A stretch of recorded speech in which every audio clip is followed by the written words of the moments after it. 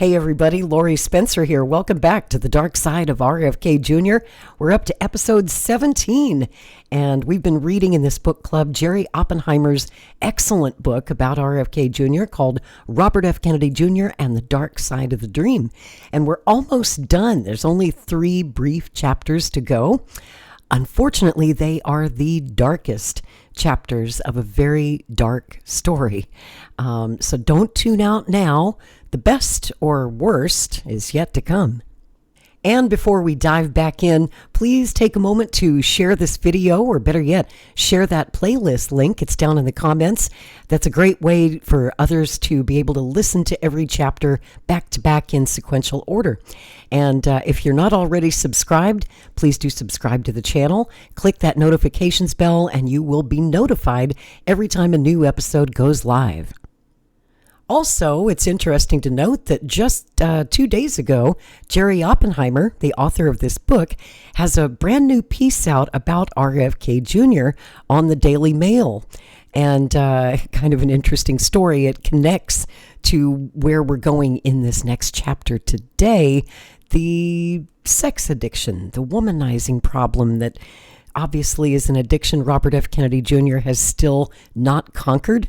So I'm going to read you a little bit of Jerry Oppenheimer's new one. He writes, Robert F. Kennedy Jr. is America's new boss at the Department of Health and Human Services in the nation's capital, but back home in Los Angeles, he's under orders from his own boss, his wife, actress Cheryl Hines. Well-connected and, I should add, anonymous sources have told Jerry Oppenheimer exclusively that Cheryl Hines is, quote, absolutely still recovering from the emotional shock and pain she received last September when her husband of 10 years got caught up in a scandalous sexting affair with a woman half his age that blindsided Cheryl and ignited divorce chatter. That woman, if you're not familiar with her, is journalist Olivia Nuzzi. And of course, that turned into a whole mess with her fiancé. She also had a fiancé, Ryan Lizza, formerly of CNN. So it's a hive of villainy, as they say. But they have seemingly made up, as we saw Cheryl smiling, present at Bobby's recent confirmation hearings. She was there to give him support. She was at his swearing-in ceremony in the Oval Office, but she did skip out on President Trump's address to Congress this Tuesday night. And one anonymous inside source told Jerry Oppenheimer this week that Cheryl doesn't feel Bobby can be trusted one iota living on his own in D.C., even part-time, with so many attractive women and Kennedy groupies around as he gets settled into his powerful new position. So she's given him a strict ultimatum: move me to D.C. or else. While Cheryl has been a part of the Hollywood celebrity scene for years, and the couple shares a $6 million estate in the exclusive Brentwood section of Los Angeles, sources said that Cheryl is willing to sacrifice all that glamorous Hollywood lifestyle to become a political wife, move to D.C. forthwith, and live in trendy Georgetown so she can keep a close watch on Bobby. Of course, as you know, if you've stuck with me through 17 episodes of this book, RFK Jr. is a notorious Casanova who cheated on his previous 2 wives, Emily Black, his first wife, and Mary Richardson, second wife. And as you will hear in this episode today, Mary committed suicide by hanging in May of 2012. And the reason for that is understood to be RFK Jr.'s adultery, and she claimed that he was abusive to her. According to the insiders, Cheryl thinks Washington is stodgy and boring compared to LA, and she has absolutely no love for MAGA or the Trump circle that Bobby's now a part of, but she'll be supportive of him as long as he stays monogamous. But if he strays, like he did with the sexting affair with Olivia Nuzzi, watch out, the source says. Oh, but there's more than just Olivia Nuzzi. In the past year, around the same time that we learned about the relationship with Olivia Nuzzi, 3 other women affiliated with Kennedy's anti-vax organization called Children's Health Defense, who worked with him, alleged that he cheated on Cheryl Hines with them too, and he was telling each of these ladies that they were the only one, and I guess they found out that they weren't when they started talking to each other, like women do. And we just learned during his Senate confirmation process, as we talked about in a previous episode, that Kennedy had also settled a sexual misconduct allegation against him from one of his underlings there at Children's Health Defense back in 2020, apparently paid her close to $1 million to keep her mouth shut. And Oppenheimer closes his article by quoting a longtime friend of Bobby's, who was actually one of the 300 guests at the Cheryl Hines RFK Jr. wedding at the Kennedy compound on Cape Cod. This source told Jerry Oppenheimer, quote, "Any woman who gets involved with Bobby does so with eyes wide open or their brains lopped off. Any woman who thinks they're going to change Bobby is misguided and purposefully ignorant. Women have to understand what they're getting into when they're with him. You can hate it, you can make excuses for it, you can do whatever you want to do. It doesn't change the fact that he has a long history of doing certain things. And if you think, wow, I'll be different, then you're fucked." Unquote. And I'd say that's pretty good advice for any woman who might get involved with this guy. Certainly after all we've read in this book so far, and Jerry Oppenheimer, after 30 years of covering Ethel Kennedy and all of her children, and wrote this book 10 years ago about RFK Jr., he's still out there, still covering him, still doing great journalism about the real RFK Jr., the side that his cheerleaders don't like to talk about, but nonetheless exists. And here we are at chapter 34 in this book, The Dark Side of RFK Jr. by Jerry Oppenheimer. And if you're reading along with me in the hardcover edition, this week we're jumping in on page 321, chapter 34, Marital Hell. In the dedication to the 1997 book, The River Keepers, Bobby Kennedy Jr. wrote, quote, "with love and respect," to his wife, Mary Richardson, and our children, Bobby, Kick, Connor, Kyra, and Finbar. Their fourth and last, Aiden, was born in 2001. He offered an even more vociferous and loving dedication in his 2004 book, Crimes Against Nature, How George W. Bush and his corporate pals are plundering the country and hijacking our democracy. In that book, he declared, "To my wife, Mary Richardson, who encourages me with her love, patience, and faith, inspires me with her energy, and is the best environmentalist in our family." 7 years later, in a sworn court affidavit in which he made horrific allegations against Mary when he was seeking a divorce from her, he prefaced it by describing her as a, quote, "kind, generous person, open and considerate to and curious about all people, from royalty to cab drivers. She was stunningly beautiful, with pitch-perfect taste, electric charm, and a genius for friendship that had won her an army of loyal and loving friends. She was blessed with a profound spirituality. I loved the way she blossomed in crowds. I adored her grand gestures and her careful attention to tiny details and the elegance and enthusiasm with which she undertook every enterprise.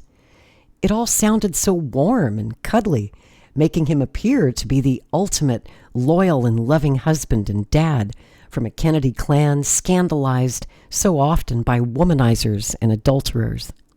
In 2007, Bobby was interviewed by Oprah Winfrey for a story in her popular O magazine. The article called Bobby clearly a family man and asserted that his home was a priority in his life. The sprawling house in the New York City suburb of Mount Kisco included in the front hallway a framed letter from the Kennedys' nemesis, President Richard Nixon. The article noted, and in the living room, one of the chairs had a comfy pillow that read, "Born to Fish." When Oprah interviewed him, Bobby had arranged to be seen just arriving home from taking his son Connor, who later would gain his 15 minutes of tabloid fame as the publicity-hungry pop singer Taylor Swift's boy toy, to his hockey practice, and the family dog, a dachshund named Cupid, was always scurrying about. It was home sweet home, Kennedy style. Readers who knew little about RFK's namesake must have thought, what a wonderful, loving husband and father. I'll also pause to point out that Connor, I think, is 28 or 29 now, but most recently, you might remember him as Bobby's son that went to go fight for Ukraine. He actually served in the International Legion, did a tour of duty over there, fighting for Ukraine in the war. In the article, Oprah praised Bobby for speaking with, quote, such clarity and conviction about protecting our earth in his environmental work. At one point, however, she asked her prominent Kennedy guest, your wife's not here with us today. What kind of husband would she call you? Bobby hesitated, possibly wondering what Oprah really knew, and then responded, I think Mary would call me a pretty good husband. But he avoided elaborating and quickly changed the subject. He said, Mary remembers you as a great sport because she once picked you up in Boston to take you to Maria Shriver's wedding. She said you'd just had your hair done. The convertible top wouldn't go up, so she drove you at 76 miles an hour with an open roof. She says you were gracious and good-humored about it. Oprah, delighted, said she remembered that day, but in doing so, she let herself be sidetracked by Bobby from talking about his marriage. Oprah never asked why, for instance, his wife wasn't present for the family-style feature story. Bobby's candid answer might have been that his marriage was in dire jeopardy. He had, however, smoothly escaped a sticky Oprah interrogation. The fact was that Mary would not have agreed with his assessment that he was a pretty good husband, given his womanizing, and Mary was his very troubled and cuckolded spouse. The same year that Oprah interviewed Bobby and asked him about his home life, he had called police on 2 different occasions, claiming that Mary might be suicidal. The incidents had been leaked to a local newspaper, and Mary was publicly humiliated. In fact, confidants of Mary alleged that she became aware of his womanizing and was furious. Bobby had some big epiphany and started divulging a lot of personal stuff that she'd never known, a lot of affairs that had happened. Mary had actually begun to consider holidays as, quote, nuclear events that horrified her. For instance, according to sources, Bobby had chosen the same week as Mother's Day in 2010 to begin divorce proceedings, and he decided to tell her about his affairs on Father's Day. Women who apparently felt sorry for Mary's situation also came to her to confess having affairs with Bobby. Some of them were long-term affairs, said one source who had knowledge of the situation. Quote, when he was in Alcoholics Anonymous, he had multiple affairs with people. His history of womanizing went back many years. For instance, when Bobby was still married to Emily Black Kennedy in the late 1980s, she had been accompanying him to his Alcoholics Anonymous 12-step program for couples at the village of Bedford near their home in Mount Kisco. A member of that group later recalled how Bobby had made a sexual advance that she termed a typical Kennedy thing.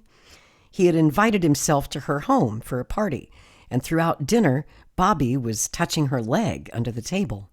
But that wasn't enough. As the hostess later learned, he'd been doing the same thing to her friend, who was seated on the other side of him. That kind of behavior continued, according to a trusted friend of Mary's.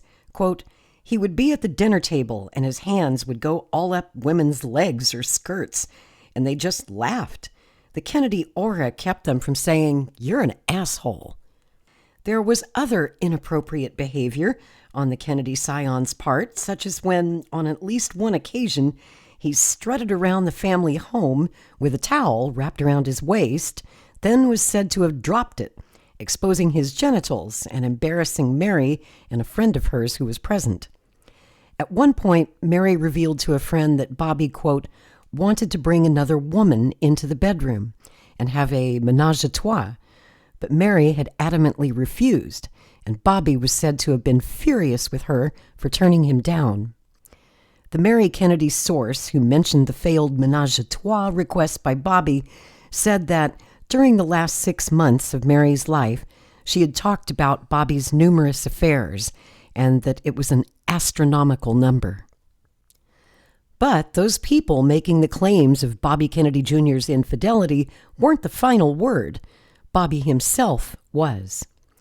In his own words, in his own handwriting, he appeared to have indicted himself. In a personal diary that was leaked without his knowledge to the New York Post, Bobby had listed a number of sexual conquests during just 1 year while he was married to Mary. In what seemed to be a compulsive compendium of sexual conquests, he characterized his greatest flaw as his, quote, lust demons. He stated that after his father's assassination, quote, I struggled to be a grown-up. I felt he was watching me from heaven. Every time I was afflicted with sexual thoughts, I felt I was a failure. I hated myself. I began to lie, to make up a character who was the hero and leader that I wished I was. In July of 2001, Bobby had been arrested and sentenced by a federal judge to 30 days in prison on civil disobedience charges of trespassing when he took part in a rowdy demonstration at Camp Garcia on the island of Vieques in Puerto Rico to protest U.S. Navy practice bombing missions, target training, and mock guerrilla combat there. Bobby was elated because, after his arrest, President Bush announced that military exercises on Vieques Island would eventually be stopped. But Bobby was also elated for another, far less obvious and far more secretive reason. It involved his self-proclaimed lust demons. Being behind bars, he felt, had temporarily quelled his compulsion because there were no women there. That was underscored in an entry in his personal diary that he made while serving his time in a federal detention center. He wrote, I'm so content here. I have to say it. There's no women. I'm happy, he confided. It's not misogyny. It's the opposite. I love my wife and I tell it to her every day and I never tire of it and I write her tender letters.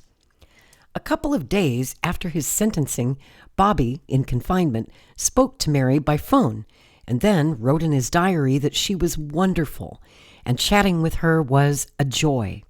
He described her as very strong and cheerful. At the time of Bobby's arrest, Mary was due with her fourth and last child, who was born while Bobby was serving his sentence, and he first saw his 13-day-old, 7-pound, 12-ounce son when Mary, along with Bobby's sister, her close friend, Carrie Kennedy, came to visit. Bobby had actually considered naming the boy Vieques Kennedy in honor of the disputed island. Instead, he was named Aiden Vieques Kennedy. In his diary, Bobby wrote, I'm so proud of my Mary. She has become the woman I fell in love with. But he added the curious line, through hard work.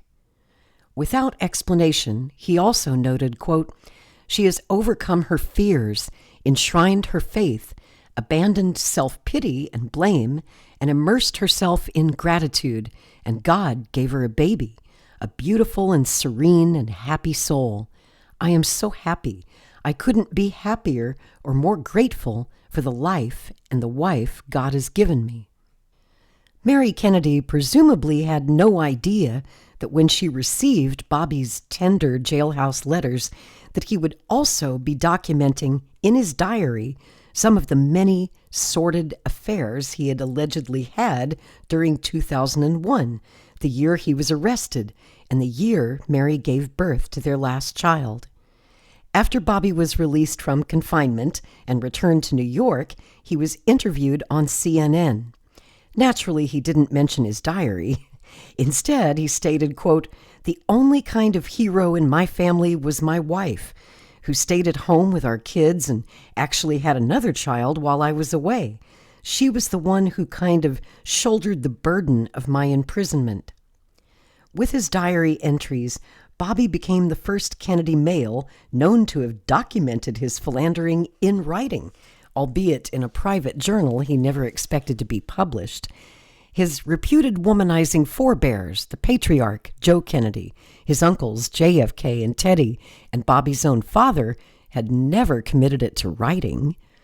Reading published portions of the diary, one might wonder whether Bobby inherited his Uncle Jack's affliction. As the president told power broker Bobby Baker, quote, "You know, I get a migraine if I don't get a strange piece of ass every day."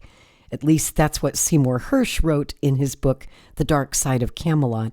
But I do have to pause here and just add, for the record, that Bobby Baker was one hell of a liar and a pretty sleazy character, and I wouldn't trust a thing Bobby Baker said as far as I could throw Bobby Baker. So, back to the book. The almost 400-page diary had a legend. The number 10 represented women with whom he had had full intercourse. 16 women had fallen into that category. In one day alone, less than 2 weeks before he and his family celebrated Thanksgiving 2001, he documented that he had had 3 separate sexual encounters in a day. That same month, one woman's name, only first names were written in the diary, was noted in the diary 22 times and on 13 consecutive days. One of the women reportedly was the wife of a well-known actor. Others in his stable included a physician and, like Bobby, an environmental activist. When he wasn't sexually involved, he wrote the word victory, which had to do with the Catholic guilt he felt about his affairs. When he was involved with a woman other than his wife, he claimed that he was the one who was seduced, or as he curiously put it in his diary, quote, mugged. A week before St. Valentine's Day in 2001, for instance, he wrote that he had, quote, narrowly escaped being mugged by 2 women that he characterized as a double team, a sexual situation that he stated was tempting, but I prayed and God gave me the strength to say no. Bobby wrote in his diary that he had a 3-point plan for ending his compulsive, addictive womanizing, but didn't elaborate. Whatever he had in mind didn't work. A few weeks later, he had jotted more names of women with whom he had had a sexual encounter. In the spring of 2001, after he had hosted a dinner for the actor Leonardo DiCaprio, Bobby told his diary that on his drive home from Manhattan, he had gotten mugged, called the rationalized seduction a 10, intercourse, and added, "I've got to do better," presumably meaning controlling his addiction to sex. He apparently did have a method, according to the diary, which called for him to, quote, avoid the company of women. You have not the strength to resist their charms. Be humble like a monk. Keep your hands to yourself. In early November 2001, just 2 months after 9/11, he wrote that he felt great and went on to note, quote, so I've been looking for ways to screw it up. I'm like Adam and I live on Eden and I can have everything but the fruit is all I want. At another point, he boasted, I have been given everything that I coveted, a beautiful wife and kids and loving family, wealth, education, good health, and a job I love, yet always on the lookout for something I can't have. I want it all. No matter how much I have, I want more. In the early 2000s, Bobby purchased a $300 a month family plan for him and Mary and their children at a posh gym and health club with a number of celebrity members not far from the Kennedys' Mount Kisco estate. They were joined at the club by the Cuomos, Bobby's sister, Carrie, and her then-husband, Andrew, who, by the way, just announced this week that he's now running for mayor of New York City after having to leave the governorship in disgrace, as you might recall, over his own sexual misconduct allegations. What was it, like 13 or 14 women that accused him of sexual harassment, sexual misconduct, and so he left the governorship in disgrace, and now Andrew Cuomo's trying to make a comeback. Anyway, back to the book. It says that Mary and Carrie, of course, being best friends, usually worked out together doing cardio. As Bobby's marriage was going downhill, however, he approached the club's management, according to a longtime member, with a special request. He had them agree to change the rules for him, and him alone, so that he could continue working out there with a trainer he liked, but without a full membership. Under the arrangement, he paid for just his weekly workout, considered by observers to be rather extreme. Every Tuesday morning, claimed the club member, he would have his trainer, an Arnold Schwarzenegger wannabe kind of guy, get every 45-pound barbell plate in the club and put the maximum amount of weight possible on the leg press machine, 800 to 1,000 pounds. This was Bobby's idea, and he would be straining himself, using completely horrible form and risking injury to himself. He was all hung up on the number of pounds he could press. The trainer would indulge him with this exercise program that really didn't make any sense. No matter how much leg power he had, what he was doing was idiotic and risky. And I thought to myself, who's he trying to impress? A fit blonde in her 30s, married and a mother, had been avidly watching Bobby's workout. And one day, before he arrived, she was spotted using the leg press machine, according to the longtime club member. Bobby's trainer was said to have politely asked her to move because the machine was reserved for Bobby. And Bobby jumps in, said the longtime member, and says to the woman, "Oh, no, feel free to work out with me." So she exercises with the light weights, and then the trainer rolls up with maybe 800 pounds of weights, installs them, and Bobby takes his turn. And then the trainer has to unload them for the lady, and then they go back and forth like this, and there's this obvious flirtation between Bobby and the woman while the trainer is loading and unloading all those weights. The consensus among observers was that Bobby and the woman had a more intimate relationship outside the gym. They would, it was alleged, rendezvous in the club's parking lot. While Bobby's deal with the club was to work out alone and just pay for the time that he was there, his children, their friends, and others were said to have begun showing up with Bobby on weekends, utilizing the full privileges of the club without paying the required membership fee. Finally, Bobby got called out on it, said the club member. He didn't respond well. He stormed out of the club yelling, "Fucking Republicans!" apparently not knowing that the owners were Democrats. Along with Alcoholics Anonymous and Narcotics Anonymous for drug addicts, Bobby was said to have once belonged to a group called Sexaholics Anonymous, headquartered in Tennessee, but with fellowship groups across the country. At one point, according to Mary, he had begun holding SA meetings, that's Sexaholics Anonymous meetings, at the Kennedys' Mount Kisco home. But she supposedly ended the practice, fearing it was dangerous having strange men with sex addiction problems around the house, especially when her young children were there. Bobby's blatant womanizing was well known to his close circle of male friends, the ones who went back all the way to his Harvard and UVA days, so they weren't surprised when Mary, the mother of his 4 children, became a victim of his Casanova ways. Quote, Mary understood Bobby's strengths and weaknesses, one of his friends of more than 3 decades later said. Nothing that he did should have ever surprised her, and his womanizing was a part of it. He had even womanized with her when he was still married to Emily, so she knew what he was like. One of the big shockers for Mary, a confidant maintained, was when she learned that Bobby was having an affair with the TV actress Cheryl Hines, who would become his 3rd wife. It was a shocker because Mary claimed she had introduced Cheryl Hines to Bobby at a charity event, although Bobby and Hines later asserted that their mutual friend, the comedian Larry David, had brought about the introduction.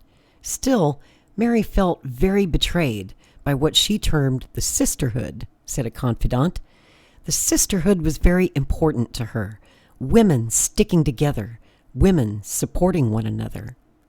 Hines, meanwhile, already was publicly boasting about her relationship with Bobby, which infuriated and humiliated Mary. Online, she saw that Cheryl Hines had tweeted that she had become friends with one of Mary's best friends, the actress Glenn Close, and had bonded with her best friend ever, Carrie Kennedy, Bobby's sister. She boasted on Twitter that she had become pals with Bobby's then 11-year-old son, Aiden, taking football with him. In the wake of Cheryl Hines's controversial and embarrassing tweets, one internet commenter observed, "Was Hines so self-absorbed that she didn't think her giddy and public celebration would have no effect on the woman left behind?" Chapter 35. Toxic Household. By the spring of 2010, Bobby had decided to finally end it with Mary, and he soon took up publicly with Cheryl Hines. It had been building for some time. On Wednesday, May 12, 2010, he filed divorce papers, leaving his wife and the mother of their 4 children devastated. Mary Richardson Kennedy did not want a divorce, or thought she didn't. On May 10th, and again on May 13th, police were summoned to the Kennedy estate for what officers described in one instance as a domestic incident. Bobby had called the cops and claimed that Mary was intoxicated. As a lawyer, he was expert at those kinds of machinations, and by getting on record with the police, he clearly was establishing a case against Mary and a paper trail as part of his divorce action. The other call to police involved what was described as a dispute between children. In one incident, Mary complained that Bobby was being abusive to her and their children, and Bobby claimed that she was acting irrational. However, no arrests were made, and no crimes were found to have been committed. There was, a Bedford Police Department official said at the time, quote, "no need for follow-up." Then, on Saturday, May 15th, Mary was charged with drunken driving. All of this had come crashing down on her the same week that she should have been happily celebrating Mother's Day with her family on Sunday, May 9th. Just 3 weeks earlier, on April 15th, her 16th wedding anniversary had come and gone with little joy for her. Like Bobby's Uncle Ted's first wife, Joan, who had drowned her sorrows in alcohol and had also faced DUI charges because of her husband's philandering, Mary had sadly followed suit. She had started having problems with alcohol in 2005 because of issues with Bobby, at which time she went into Alcoholics Anonymous, but her sponsor was said to have never seen her inebriated. The triggering issues, claimed a source, involved Bobby's allegedly being, quote, brutal, relentless, and mean to Mary. He was said to have told her that he slept with other women because he didn't want to have sex with her. The DWI charge against Mary had happened as the result of an incident outside St. Patrick's School in Bedford, not far from the Kennedy home. She had driven there to pick up some people from a carnival, but a police officer witnessed her car jump the curb. She was tested, and her blood alcohol level was 0.11%, just slightly over the legal limit of 0.8%. The story of her arrest, along with her mugshot, in which she looked bleary-eyed and forlorn, made headlines. She pleaded not guilty, and a local justice ordered her license suspended and had her evaluated for abusing alcohol. In July, she pleaded guilty to a lesser charge, but admitted that her driving ability had been impaired. She was fined $500, her license suspended for 90 days, and she was ordered to attend 2 programs for drivers with drinking problems. The next month, in mid-August, she was stopped again for driving under the influence and taken into custody. She had been speeding in a 2004 Volvo on one of the parkways in Pleasant Valley, New York, when she was stopped, clocked at 82 miles an hour. At the time, she reportedly had a conditional license that permitted her to drive under special circumstances. That day, she was on her way to the Omega Institute in Rhinebeck, a spiritual health and wellness center where one of the co-founders had written a book, Broken Open: How Difficult Times Can Help Us Grow. At the state police barracks in Millbrook, Mary was examined, and it was determined she was under the influence of a prescription medication. The charges were eventually dropped. Despite all of her problems, Mary, in 2010, was able to complete an enormous task, overseeing the total 3-year renovation of the Kennedys' historic clapboard with green shutters Georgian Colonial at 326 South Bedford Road in Mount Kisco. She had renamed it the Kennedy Greenhouse because, as an architect, she had redesigned and planned the environmentally friendly and technologically advanced home. The mansion had originally been built in 1920 for the Scribner publishing family as a summer escape from the city, and was planned by the same firm that had designed the New York Public Library and the Frick Museum. By the time Mary had finished the job, Bobby was already romantically involved with Cheryl Hines. He soon moved to a home nearby at 236 Byram Lake Road, also in Mount Kisco. The reason for the massive renovation was because the house had become as toxic, literally, as the marriage of the couple inhabiting it. Mary had discovered that the place had been permeated by a horrific black fungus caused by flooding water. The black mold was dangerous to the family's health. Moreover, it had affected the asthma and allergies that some of her children had. The family moved out and into a rental while the house was being completely renovated. Bobby, the environmental lawyer and activist, was said to have been, quote, very angry about the renovation, and according to a person familiar with the situation, did not think that the mold problem was that serious. Despite her emotional and marital issues, a very healthy-looking Mary appeared for a pilot in a web series hosted by Bob Vila of television's This Old House program, in which she talked in detail about the home's disaster and her redesign. Quote, "We walked into the house and were absolutely in a state of shock," she told Bob Vila. "I found a foot of standing water in the basement, and I found mold throughout the house, from the basement through the 3rd floor through the attic." Responded Bob Vila, "Mary, you have a huge job here because part of that job was breaking the news to your family that the house had become a sick house and was beyond repair and couldn't be salvaged. Isn't that right?" She answered in the affirmative.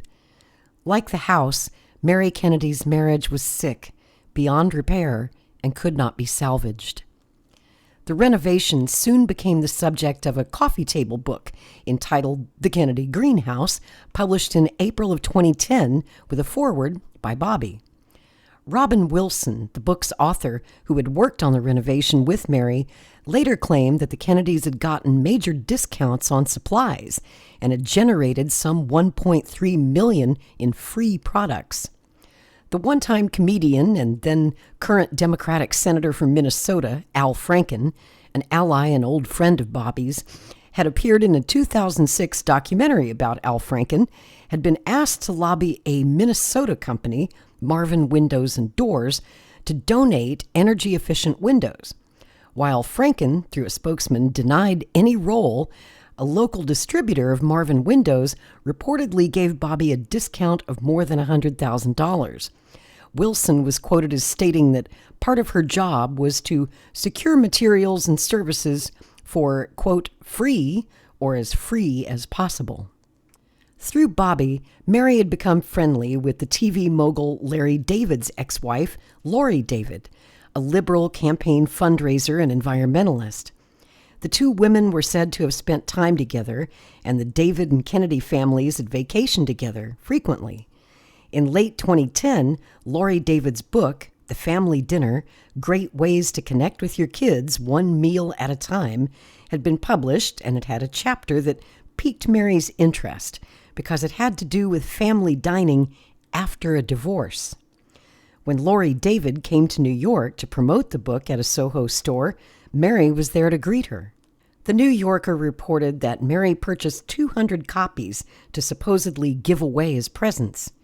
"Usually we give people a book my husband has written," she told them, but Lori beat him to it. The devastated Kennedy wife acted as if everything in her marriage was normal.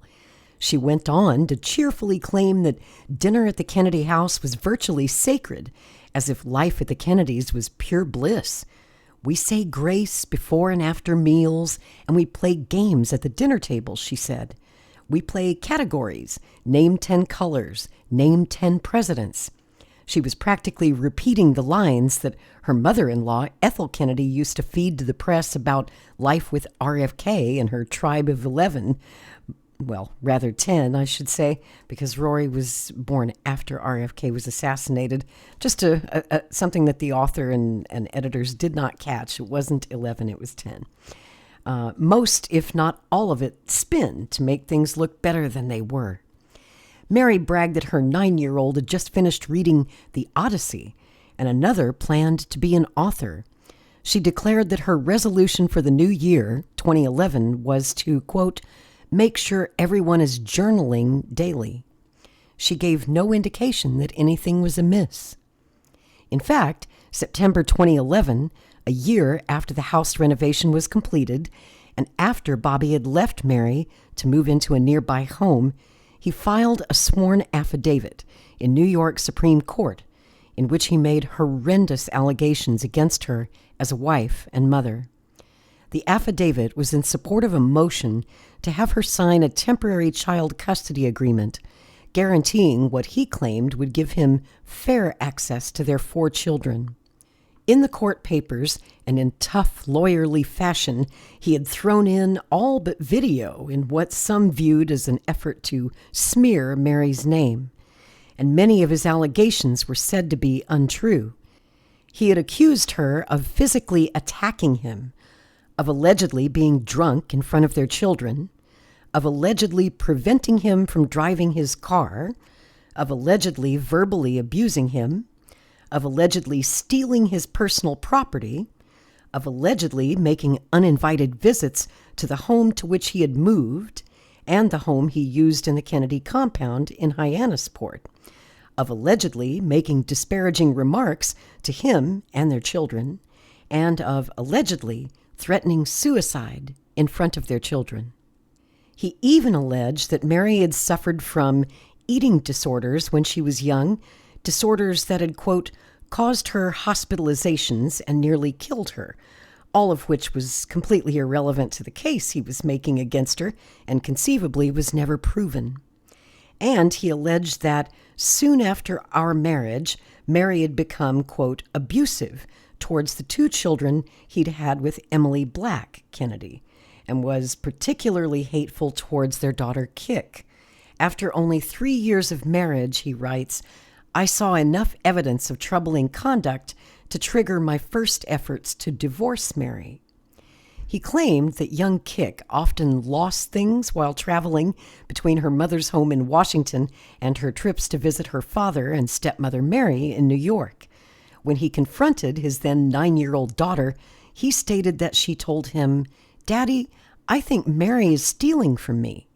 When he told her, "Mary loves you," Kik responded, according to Bobby, "No, Daddy, Mary hates me."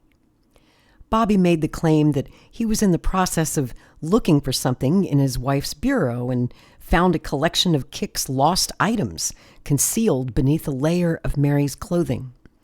He concluded the sworn affidavit by stating, quote, "For the sake of my children and for my own safety and sanity, I need protection from this court to minimize any contact between Mary and myself by granting the requested injunction for a protective order and requiring Mary to sign a fair child custody agreement."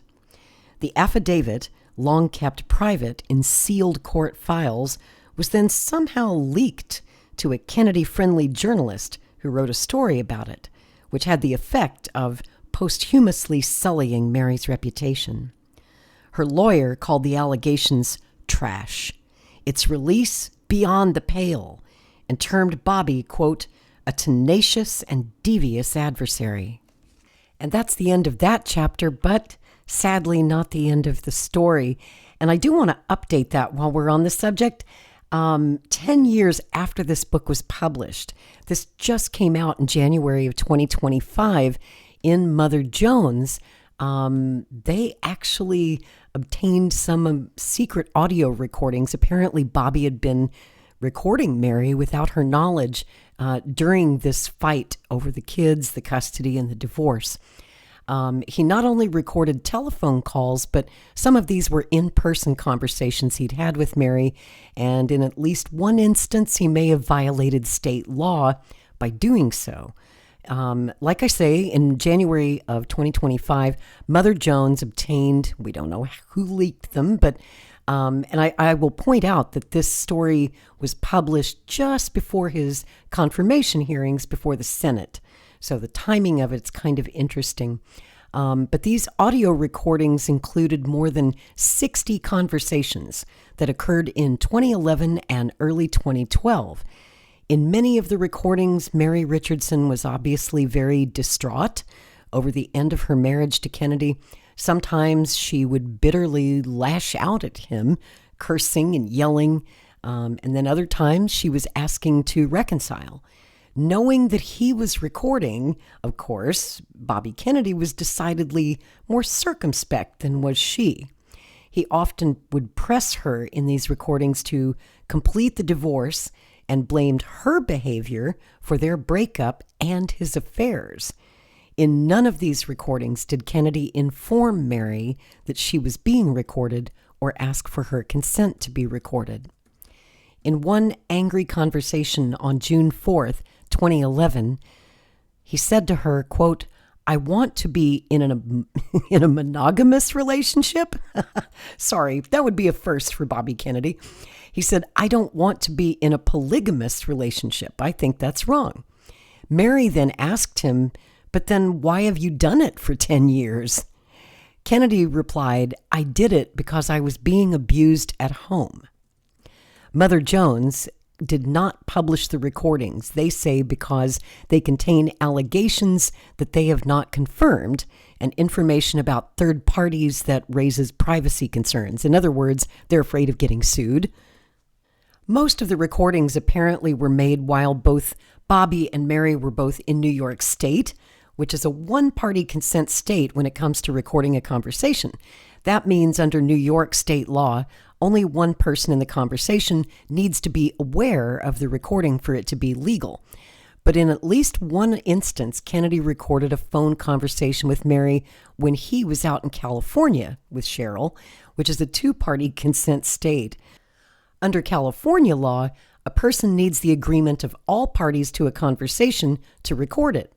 Violating this law is punishable by a fine of up to $2,500 and a prison sentence of up to 1 year.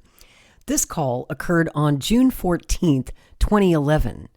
That week, Kennedy was in Los Angeles for the premiere of The Last Mountain, a documentary about mountaintop removal mining based partly on a 2005 book by Bobby Kennedy. During that 8-minute-long call, the two argued as Kennedy pleaded with her to sign a custody agreement, and Mary aired her grievances about him and asked him to avoid having their 16-year-old son, Connor, publicly photographed with Cheryl Hines, Kennedy's girlfriend at the time. On the audio file of this call, Bobby did not inform Mary that the conversation was being recorded. Bobby's secret recordings of his conversations with Mary were covered by a discovery request in the divorce case, according to a person familiar with the legal proceedings, but none of this material was ever turned over to Mary's attorneys. At one point during the divorce, Mary Richardson came to suspect that her husband was making secret recordings of her. So I told you a moment ago about this 60-page affidavit that was sealed by the court with all of Bobby's terrible allegations against his late wife, Mary, that was then leaked to a Kennedy-friendly reporter. But what wasn't reported at the time, and this is quite a scoop that Mother Jones uncovered, is that Mary Richardson did respond to that affidavit. With the assistance of her sisters, Martha and Nan Richardson, she compiled a point-by-point draft, anyway, a rebuttal to Kennedy's affidavit. That document was obtained for the very first time by Mother Jones, and its authenticity was confirmed by a Richardson family member. In this draft, Mary says that Kennedy, quote, has been stealthily tape recording phone conversations in my home. She also claimed that Bobby had left his affidavits, transcripts of these surreptitiously recorded phone conversations, and other documents strewn about the house for anyone to see. The document accuses Bobby of waging a, quote, scorched earth campaign against Mary, and it presented a host of allegations against Bobby, including the claims that he was a lousy parent, that he misled her about the extent of his infidelity, that he was physically abusive with her, and that he was abusing prescription medicine. She referred to him as a, quote, sexual deviant and a sex addict, and the document noted that she possessed lots of text messages and photographs from Kennedy's phone related to his many affairs. The document describes many episodes in their troubled marriage. Mary acknowledged some of her own faults and recalled a time when she lost her temper and hit Bobby. But she denied many of the allegations in Kennedy's affidavit and said she had never talked about killing herself in front of the children. She also included many negative assessments of her estranged husband. She wrote, quote, I have witnessed Bobby's obsessive-compulsive need to not only beat but also annihilate someone he perceives as an adversary, she said. She also challenged his veracity, quote, he is also well known for his passionate, entertaining speech-making, hyperbole, and total exaggeration. He rejiggers the facts, or makes them up, and rushes to tell as many people as he can, so that is the version of reality that gets distributed in people's minds. Classic gaslighting. She wrote that Bobby had sold the media the lie of his perfect family. There was much anger and sadness, as well as sordid accusations, in Mary Richardson's draft reply to Kennedy's affidavit. She wrote, I have carried the burden of Bobby and his family's most intimate secrets since I was 15. Mary Richardson never filed in court a version of this document. 2 months later, she was dead. And indeed, in the next episode, which will probably be the final episode of The Dark Side of RFK Jr., we will talk about the suicide of Mary Richardson Kennedy. Until then, please take care of yourselves. Thank you so much for listening. I'm Lori Spencer.